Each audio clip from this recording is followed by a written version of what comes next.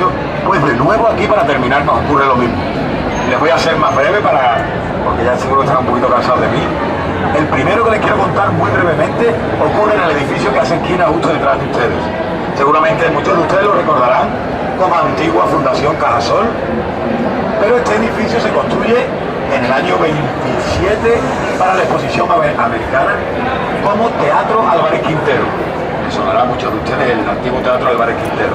En el momento de la construcción, la empresa construye una vivienda en la esquina baja, la esquina que tiene más cerca a la nuestra, para el conserje del teatro y toda su familia. Una noche, unas semanas antes de que se inaugure la exposición iberoamericana del 29, la esposa del conserje sube a la última planta del edificio y se lanza al vacío por un patio interno que tiene la construcción. El Ayuntamiento de Sevilla y la organizadora de la exposición ignoran este suceso para que no enturbie la inauguración de la exposición iberoamericana. Pero pasan los años y en los años 90, cuando el edificio de Fundación Cajasol, los guardias de seguridad nocturnos decían oír un golpe seco y posteriormente una mujer, alguien con voz de mujer, que andaba por los pasillos hablando, susurrando algo que ellos nunca llegaron a entender. Ellos pensaron, y así contaron a los periodistas, que ellos pensaban que el golpe era el momento en el que la señora cae en el suelo, y lo que después oían era el alma de la señora preguntándose qué es lo que había hecho y por qué estaba condenada a repetir una y otra vez aquella fatídica noche.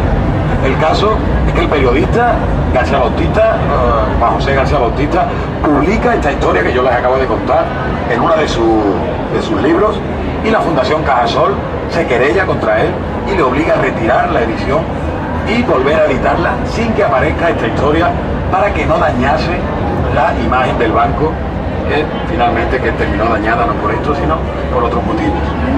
El segundo edificio que les quiero contar también brevemente lo tienen justo enfrente de aquel. Seguramente si miran hacia atrás verán el cartel del restaurante El Perro Viejo.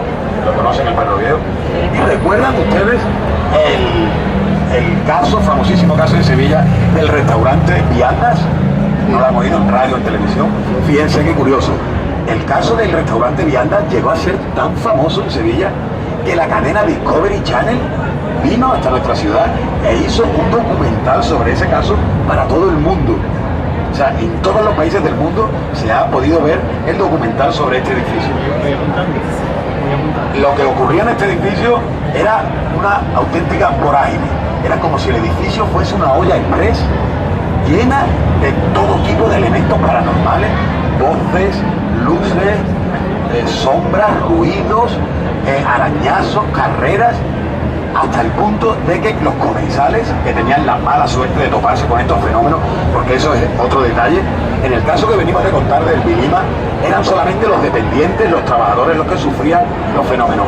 En este caso, cualquier persona que estaba comiendo o tomando una copa podía ser testigo de algún fenómeno en este edificio. El caso es que tras muchos eventos extraños, uno de ellos fue una espantada que hubo de uno de los salones. Una empresa daba la cena de Navidad y todos los balcones que dan a la calle se abrieron a la misma vez y comenzaron a batir las puertas. Todos los compañeros de trabajo se levantaron a la misma vez y en estampida intentaron abandonar el salón. Se rompieron muñecas, tobillos, hubo caídas por las escaleras y las consecuentes denuncias a la gerencia del restaurante, que hizo que el restaurante encargara a un equipo, les hablo del año 98, 99, a un equipo de investigación para que les dijera qué ocurría en el interior del edificio. La investigación duró 18 meses, un año y medio. Durante ese año y medio se colocaron unas alarmas de movimiento que se conectaban al cierre del restaurante. Bueno, pues todas las noches saltaron las alarmas de movimiento. Pero fíjense, estas alarmas de movimiento solo saltaban si lo que se interponía entre emisor y receptor o bien medía más de 1 metro o pesaba más de 40 kilos. No se activaban por un ratón, por un insecto, tiene que ser algo con volumen lo que activara estas alarmas. Pues todas las noches de ese año y medio saltaban estas alarmas. Es decir, algo con volumen real se movía en el interior del edificio. Y por último, durante los meses de investigación en el restaurante Viandas, el mismo equipo de investigación es llamado por personal de la Iglesia de la Anunciación. No sé si saben ustedes que bajo la Iglesia de la Anunciación se encuentra un panteón, una cripta, que se llama el Panteón de Sevillanos Ilustres. En ese Panteón de Sevillanos Ilustres, que se puede visitar los viernes, se los recomiendo, están enterrados cualquier sevillano que ha sobresalido por alguna materia. Hay muchos artistas, pintores, escultores, músicos, escritores, entre ellos, por ejemplo, los hermanos Becker. Gustavo Adolfo y Valeriano Becker se encuentran enterrados bajo la Iglesia de la Anunciación. Miren algunas fotografías que les muestro para que vean la belleza del panteón por dentro.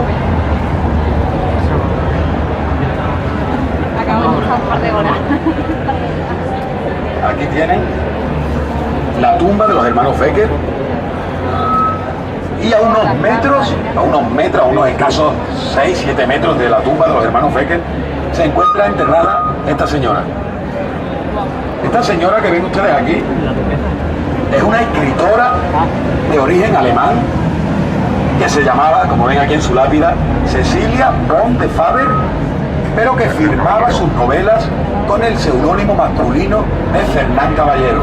Esta señora firmaba como hombre porque sabía que en su época los libros escritos por un hombre serían más leídos que si los firmara con su nombre verdadero.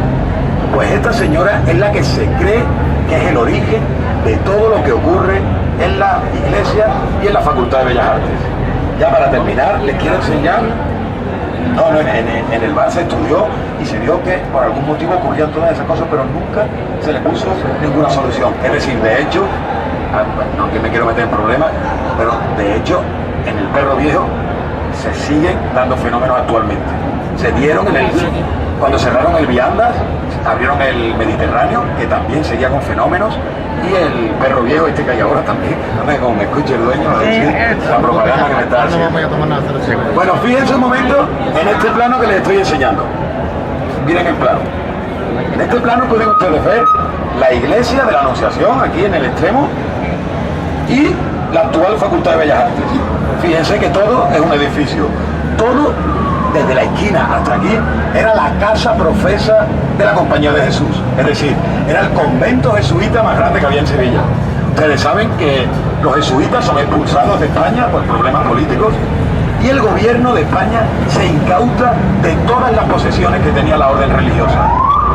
En ese momento, el convento jesuita se convierte en Universidad de Sevilla. Fíjense qué curioso. Actualmente no cabe ni siquiera Bellas Artes, que está dividido en dos centros, aquí y en María Auxiliadora. En origen, todas las facultades de Sevilla estaban aquí dentro. Ahora no cabe ni siquiera una, toda la Universidad de Sevilla estuvo en este edificio. Bueno, pues ahora que ustedes saben que tanto la iglesia como la facultad es un solo edificio, pueden entender cómo lo que comienza en la iglesia con el tiempo se traspasó a la facultad. El equipo que investigaba en el restaurante es llamado por la anunciación, por la iglesia, porque las limpiadoras oyen unos sonidos bajo el suelo.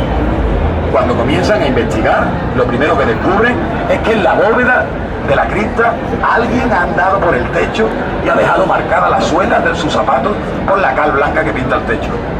Están investigando, recuperan algunas psicofonías que yo les voy a poner ahora para terminar, y durante unos días investigando son llamados por el decano de la Facultad de Bellas Artes, don Millán, porque las limpiadoras de la mañana han encontrado en los sótanos esta pintada.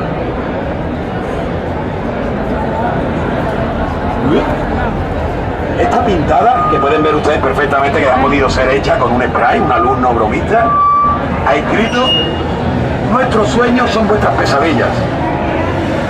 Esta pintada es mandada a tapar por el decano de la facultad horas después de ser descubierta por las limpiadoras. Durante 4 días consecutivos la pintada volvía a aparecer sobre la capa de cal que se le aplicaba.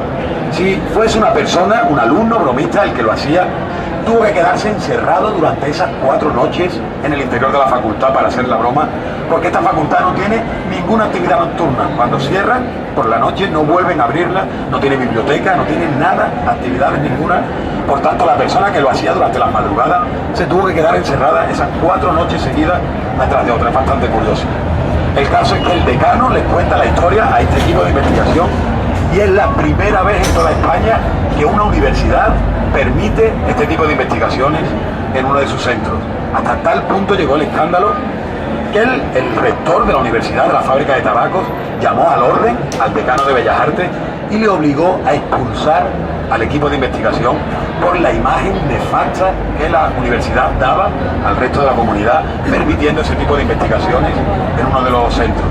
El equipo se marchó de la facultad y finalmente no pudimos saber si lo que ocurría en la facultad tenía realmente relación con la Iglesia de la Anunciación y realmente era la escritora Fernán Caballero la protagonista de todo ello.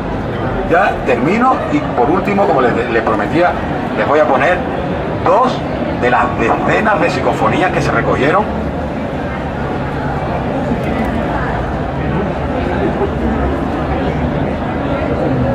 y una de ellas es bastante curiosa. Ahora se lo explico. Primero quiero que la oigan. Vamos a ver si aquí lo oye. Se oye fuerte de otra manera.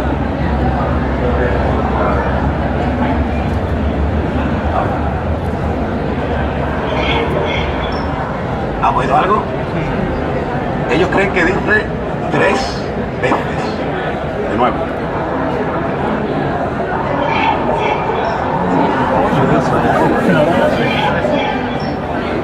Bueno, pues fíjense qué cosa tan curiosa. Fernán Caballero, la escritora, pidió a su familia que su cuerpo nunca fuese enterrado en este panteón. Había distintos motivos. Uno de ellos era la humildad que tenía la escritora, que pensaba que no tenía calidad artística suficiente para ser enterrada aquí. Pero hay otra historia que nos cuenta que la escritora estuvo casada en 3 ocasiones a lo largo de su vida y cuando falleció era viuda de los 3 maridos. Ella pidió a los familiares vivos que la enterrasen junto a los maridos con los que había estado casada, que ella había ido enterrando uno al lado del otro. Finalmente no se le permite, será enterrada en el cementerio y es traída aquí. 3 veces, han visto ustedes que es una voz femenina que marca las eses, algo que los sevillanos no hacemos, pero sobre todo es femenina, hay poquísimas mujeres enterradas, casi todos son hombres, y sobre todo 3 veces hace referencia directa a la escritora que está enterrada, que de hecho fue la última enterrada en el panteón de los sevillanos ilustres. Y por último, una recogida con un teléfono móvil sin intención de cantar nada, y fíjense lo que se queda grabado en el teléfono.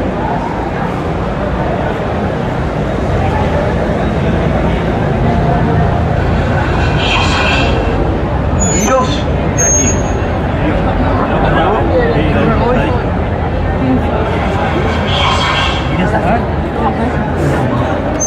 Estas dos que les acabo de poner pertenecen a un grupo de al menos 60 psicofonías, todas perfectamente audibles, con distintas frases, algunas frases incluso completas, nombres personales, y todas ellas pertenecen al equipo de comunicaciones Prisa, la empresa gigantesca Prisa, que es dueña de periódicos, de cadenas de televisión, y que mantiene un copyright sobre todas ellas y nos impiden que se muestren al público. De todas maneras, a lo largo de los años se han ido filtrando con cuentagotas, pero se han filtrado, y si a ustedes les interesa, ponen en internet Psicofonía Sevilla, Psicofonía, y verán cómo les salen algunas más, aparte de estas dos que yo les he puesto, ¿vale? Pues por mi parte, primero pedirles perdón, ya ven que me pasa un poquito con la hora, y sobre todo agradecerles muchísimo que me hayan permitido acompañarles en esta ruta, ¿vale? Muchas gracias.